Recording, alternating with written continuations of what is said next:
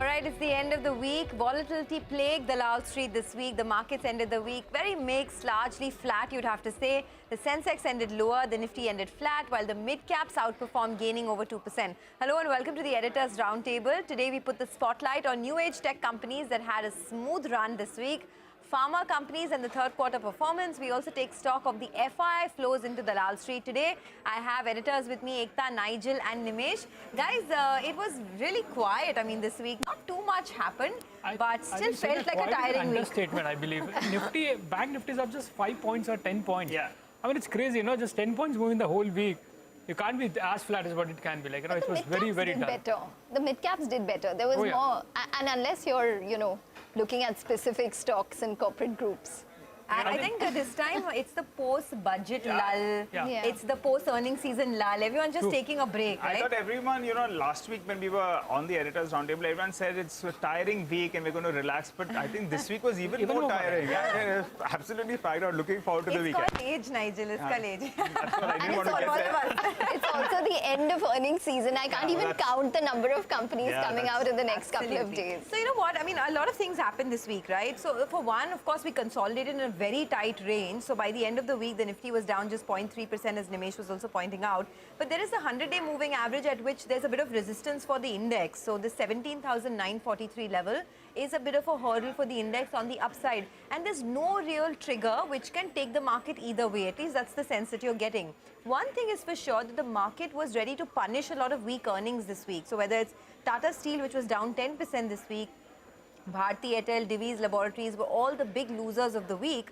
And the Adani Group stocks, of course, they were in the news for all the right and wrong reasons. But by the end of the week, there was a bit of a recovery in the stock. So Adani Ports was up 17% this week. Adani Enterprises was up 17% as well. So these were the big highlights. But, you get a sense that there's no real trigger for the market which can take it out of the range. True. Largely, we're stuck in that band.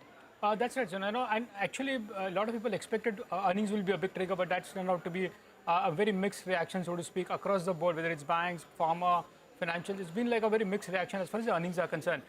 From a market point of view this week, we all spoke about being a flattish market. Nifty, Bank Nifty, all were pretty much flat. The big talking point was the Adani saga, and it continues to boil down. We saw the MSCI reaction coming in on Thursday night. We reacted on Friday morning today, and as we speak, there is a further news about Moody's downgrading some of the Adani Group stocks. So that, I guess, that's been a big center point and a big talking point as well among a lot of the investors as well. As I said, earnings to the reaction to earnings were quite mixed. The other important point to track would be the FI activity. That's to some extent a bit positive for us because there is no big selling coming in from the larger FIs. Though there is no big buying coming in, but the selling intensity has definitely lowered in this week. That's the overall feedback. I guess from a Q point of view, both the rate action, both globally and locally, will be very important. A lot of economists were expecting that this will be the fag end of the rate hike. But after the hawkish stance by the RBI this week, looks like April could be another rate hike in India as well. And that could be the trend in global markets as well. So I think rates will be very important to track going forward. But the good part from this week was, despite all the noise about Adani Group, the FIs have done slightly buyers or at least less selling from the FIs in this week.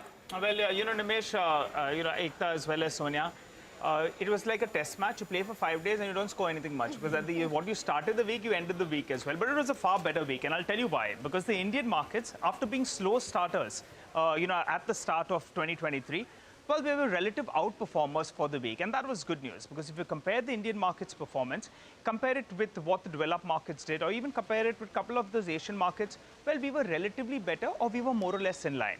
Remember, year to date, we are still underperformers, and portfolios felt good. Because the mid-cap and the small-cap indices, they were up between 1.5% to around 2% odd. So that's why portfolios did well.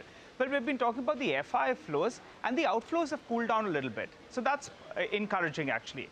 But in the past month, that's for January, we have the data that's come out on NSDL, and they net sold close to $3.5 billion. And out of the 14 big sectors, 10 out of the 14, well, there were outflows. Which sectors saw the maximum outflows? Well, banks, obviously, they came in for a harder knock. Oil and gas as well as FMCG, the outflow numbers up for you on the screen. But there are some select sectors that actually saw inflows, even in a month where the FIs did sell. Whether it was metals, cements, as well as autos. So make a quick point on metals. One observation is that for the past month, well, the inflows of more than $500 million, that's the best that we saw all the way since April 2022.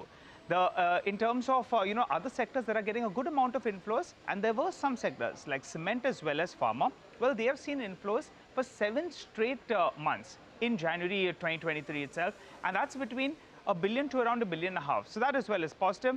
And finally, capital goods. For the last many months, close to around 8 months, I think we had positive inflows. Well, they took a bit of a break in the month of January. So that's really the broad flow picture. The FI sold less, and I think the bulls will be quite happy looking at that. But let's see whether or not that can turn around to some extent. Sonia. All right, thanks a lot for that. So let's see what happens in the week to come, whether the bulls continue their love affair with the market or not. It is incidentally Valentine's Day next week as well, right, on 14th. So whether the bulls have their love affair with the market, only time will tell, I guess. And not to mention that on the 14th of Feb, we have the US Jan CPI data, which is out. CPI data. The CPI data is So let's something. see whether that romance is going to continue or not. I'm all talking about romance, and then Ekta is like hit it out of the park with the macro data. Okay, guys, let me also tell you about what the market had a love affair with this week, right? It was a new age tech companies. So all of them came back in a big way. Paytm was the biggest mover this week, up 26%. PB Fintech was up 21%. Zomato was up 10%, and Nykaa as well was up 10%. In case you missed the key headlines, Paytm was really the one that rose to a 4-month high in terms of a stock performance. There was a double upgrade that came in from Macquarie on the back of good set of numbers. The payment volumes for Paytm went up 44% year on year. The number of loans were up about 103%. For Zomato, although the stock moved, the numbers were not that good. It still reported a net loss of 346 crores versus a loss of 250 crores quarter on quarter. So on the bottom line, the losses have actually gone up. It's the food delivery business that improved for Zomato, so that was a good thing. And the gross order value saw a very small growth of just about 1%. But what are brokerages saying now? Citi actually has cut their target price on Zomato to 76 from 85, and Goldman Sachs says that there is near-term potential pressure that they're expecting on profitability because of the launch of Zomato Gold as well as the dark store expansion. But on Paytm, you have a lot of positive views coming through. Macquarie says there's a very visible change in the approach of the management to deliver profits. They say they're positively surprised on the distribution of the financial services, and Goldman Sachs says that profitability is 3 quarters ahead of the guidance. So perhaps, that could mean maybe Paytm could see more of an upside in the weeks to come. The next stock to watch is Nykaa. It reports its numbers on Monday. So in terms of new age tech companies, that of course will be the place to watch. I think, Sonia, with the new age companies, the other thing is the flow of supply coming in, whether it's Nykaa, whether it's going to be, we saw what happened in Paytm. There was a large block. Of course, the details will be out post-market status, so that's something to track. But that's a pain point. While the earnings have improved, but there is a constant supply of paper coming in from the larger FIs, and that's putting some bit of pressure on those new age companies, so to speak. The other big thing that we are tracking is, will the FIs warm up to the Indian summer? That's the big question that I'm asking a lot of investors who've come down to India for the India conferences. This week there were 4 large conferences: Citi, IF, Edelweiss, which is now Nuvama. They had a conference. JM Finance had a BFSI conference, and Axis had a tech conference. The tech conference was very interesting. Just 20 companies, but unlisted, listed, both were participating. So the big, the big taking point or the big takeaway for me was one. In fact, I was fortunate today to speak to Bill Kennedy. He's the largest, one of the large FI investor into India. Been investing for more than 30 years. And, is like managing more than $10 billion globally as well. His big 2 bets for the last 25 years, HDFC and HDFC Bank. He's been holding for 25 years now. That's the kind of wealth he's created in those 2 stocks. And his big takeaway was, he's seeing a lot of opportunities in India, and he believes this could be India's decade. That's a big statement coming in when someone like Bill Kennedy, who's been watching India for so long. I spoke to a lot of companies as well as, FIs who participate in the conference. There are 4 or 5 big themes. One, what about the rural recovery? Is that going to be, that's going to be key for a lot of stocks, right? So that is something which was well debated. The other was the public capex picking up. That's going to be very critical ahead of the full election next year. So that's going to be very important. The China, of course, the China plus one opportunity which is coming for a lot of these companies in India, and the digitalization theme which you spoke about as well. So these were the 4 big themes which were talked about. I think, a lot of global investors are looking out for bottom-up opportunities in India now. Though India outperformed whole of last year, again, the big change for attitude for India is the fact that India was always considered as a beta market. I think that's for the first time after a big outperformance last year, that image has changed for India. Now investors are looking at whether India can be an alpha market. Irrespective of what happens in global markets, can India continue to outperform? So that's been a big change in the attitude as well from the larger FIs. So that was a big talking point as well that I picked up from the investors who came to India for the first time. And of course, we all hear what Bill Kennedy has to say, but the big talking point, big key takeaway from him was, will this be in India's decade? And he believes this could be India's big decade. I think, and Bill ke muh mein wo ghee shakar. We keep our SIPs going and participate in this big rally, which is going to be the decade for India. Then Absolutely. Fabulous. Everyone be like Bill. 20 years back, he invested in HDFC and HDFC Bank and stayed put. Stay put. I think that's a big message. Stay put. Absolutely. Well, I think it's time for the doctor's check, right? A lot of pharma companies came out, Ekta. You've had a very, very busy week. Run us through some of the key talking points. I'm only watching one sector, which is within the pharmaceutical space. That's the CDMO space, which is basically contract drug manufacturing. And that's basically for intermediates, drugs for big pharma companies, biotech, generic pharmas. That's what CDMO companies do. Now, which are these companies that I'm talking about? Divi's Labs, Gland Pharma, Loris Labs, Piramal Pharma, all of these companies released numbers just in the past couple of weeks, last 2 weeks odd. A couple of key takeaways because all of them disappointed with numbers, and I'll come to that. Now remember that all of them have different models when it comes to CDMO, but there were a couple of common takeaways. For example, there is price pressure in one of their key markets, which is basically the US. There is delayed decision making by bigger pharma companies at this point in time. There is some delayed payments that a couple of these companies are facing at this point, and there is a loss of key opportunities. Now we're talking about Molnupiravir, which was a big opportunity for Divi's Labs, or Paxlovid. Both of these are COVID-19 drugs by Merck and Pfizer respectively. Paxlovid for Loris Labs. So there has been a loss in opportunity as well. And there is an overall increase in raw material as well as input costs. Numbers have been impacted. Divi's Labs, it came in at a margin at a historical low. Gland Pharma, core markets, which is 70% of their business, was down 11%. Loris Labs, the CDMO business, was fine this quarter, but the street is anticipating it'll probably see a tough FY24 because of a high base of FY23. Piramal Pharma, the big disappointment. Margins at 5.1%, loss at around 90 odd crores. Stocks have corrected from their 52-week highs. Divi's is down 39%. Gland is down over 60%. Loris is down around 45%. Piramal Pharma is down over 50%.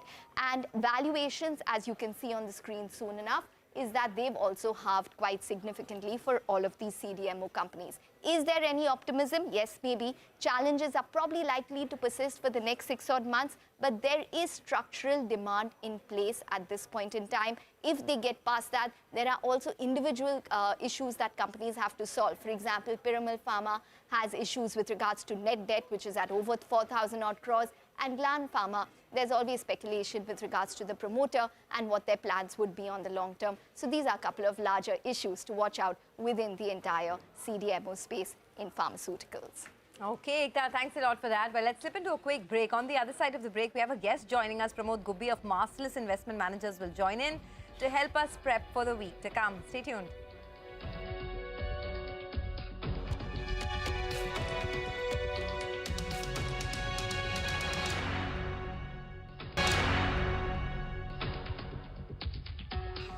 Welcome back. Thanks for staying with us on Editors Roundtable, where we're rounding up the week. It's been a week of consolidation, of course. Now we have the budget behind us. We have the interest rate cycle. Perhaps it's the end of that. So let's see how markets are being approached. Pramod Gubbi is joining in. He's the co-founder of Marcellus Investment Managers. Pramod, thanks for being with us. That's the big question. Most investors globally and locally believe that the worst of the rate tightening cycle is now behind us. If that is the case, do you think the Indian markets are moving upwards or trending higher as we move along? Well, I mean, what happens in the short term is beyond our purview. But if you take a 3 to 5 year view, I think we position very strongly, both from an economic standpoint as well as from a market standpoint. The economy, as we know, we've been waiting for a capex cycle. We are perhaps at the beginning of that cycle. We've also seen the credit cycle pick up again. These are very early days. So you can look for both in terms of capacity creation, which in turn will have knock-on effects on job creation, disposable incomes, and consumption. So in every which way, the economy is looking good. But more importantly, I think the way foreign investors are looking at India has taken a change for the positive. Clearly, India are looking. I mean, foreign investors are looking at India in brighter light, given what's happened elsewhere as well. To that extent, we can expect this economic growth or recovery to attract that capital, which in turn should Yes. keep them in good show for the next 3 to 5 years. All right. Hi, Pramod. This is Nigel on this side. Pramod, in the 3 to 5 year period, obviously India is finding some preference, and some moves in the near term they work in your favor, some don't.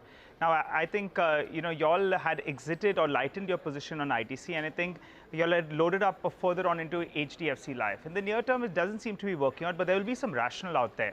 So, give us your take, particularly post the recent changes in the life insurance space. Yeah, absolutely. Of course, when you're managing a portfolio, the whole idea of managing a portfolio is to diversify. Not all Yeah. bets work out. But so far, clearly, it hasn't worked out. Our reasons for exiting ITC was one of less than ideal capital allocation, given the cash that's accumulating on the balance sheet is creating a drag on returns on capital. And returns on capital is one of the core aspects of our investment philosophy. We like businesses which drive significant high returns on capital over cost of capital, at the same time are able to deploy that excess profits back into the business to fund future growth. That was our concern with ITC. The fact that HDFC Life hasn't worked out, of course, what happened earlier this week in terms of the budget is a matter of concern, no doubt, because life insurance, particularly from a protection standpoint, which is the term insurance policies, not the investment products, is significantly underpenetrated in our country. And to that extent, it is considered as a sunrise sector. And most sunrise sectors do require some sort of incentive from a government's perspective, either in the form of taxation or otherwise, to build that penetration, particularly in a country like ours where there's no social security. Increasing penetration of life insurance is a social good. To that extent, we were a bit surprised with that move. Having said that, there are other investment products within life insurance clearly do not require the same amount of tax benefits as a driver. But given this level of underpenetration, we reckon there's plenty of growth. We do require increased awareness amongst consumers to buy protection and protect their family's future should something untoward happen to the bread earner in the family. But you do require some push or nudge from the government in the form of incentives. So Yes. we're quite positive on that aspect of the life insurance sector. All right. Pramod, I wanted your thoughts with regards to the entire PSU banking space. That was a clear outperformer in the previous year. Now there are fears that maybe there could be chinks in the armor when it comes to asset quality. Would you be as bullish in terms of the PSU banking space as investors were in the previous year? And do you think that threat on asset quality could probably be a formidable one? Well, I mean, it's the early stages of the credit cycle. Typically, the asset quality issues come towards the end when you've had a strong period of credit growth and when you've had repayments due from borrowers and the business cycle is turned downwards, which curtails that repayment capability. So I guess we are a little while away from those asset quality issues coming up. But from our perspective at Marcellus, we are longer-term investors. We take a longer-term view to the extent that historically PSU banks have had issues around asset quality on a cross-cycle basis. Even if it means that in the shorter term those issues may not come in, we are unlikely to get any exposure to PSU banks. More importantly, we also look at cross-cycle ROEs. So we require ROEs to be greater than 15%. We believe that's the rough cost of capital in this country. To the extent that most PSU banks are still not delivering ROEs north of 15% on a cross-cycle basis, we stay away from them. Hi, Pramod. What about IT? While near term we all know about the headwinds, but with the longer term view, are you looking at buying into IT space? And especially within IT, will you bet on the mid-cap IT because they've corrected sharper than the large-cap IT names in India? Yeah, so, I mean, they've corrected sharper, but they did well also in the upcycle. To that extent, it's sort of normalized. Yes, from a longer-term perspective, we continue to be bullish on IT services. We reckon the digitization, the shift to cloud computing, and now with artificial intelligence also coming in, I think all of our lives will be surrounded by some aspect of digital, which requires to be managed. And Indian IT services have clearly demonstrated their ability to do this over the last 4 decades. I don't see any reason that should change. Between large and cap, we've always maintained IT is more of a supply side issue as far as competitive advantage is concerned. Because technologies continue to change quite rapidly, be able to hire and train engineers and retrain engineers becomes a critical aspect of competitive advantage. So amongst the larger ones, we've seen both TCS and Infosys have built massive training infrastructure, and that ability to get staff into projects very quickly on new technologies becomes a critical competitive advantage, and hence we prefer these over the remaining companies. All right, Pramod, final question before we let you go. We're getting into a weekend, so let's lighten up the mood a little bit. Paints will have been positive on, the largest paint company out there. But what about Daru? I mean, what about some of these, alcohol beverage companies out there? Some have disappointed. Some of them have immense potential. But your take on them? Yeah, I mean, it's one of those classical things, right? Often people chase growth. Not everything that with high growth will actually make money for investors. You also need to consider the other aspects. In this case, of course, there are companies which are dominant as far as competitive position is concerned, but the regulatory aspects of the alcohol industry has always been a concern for us.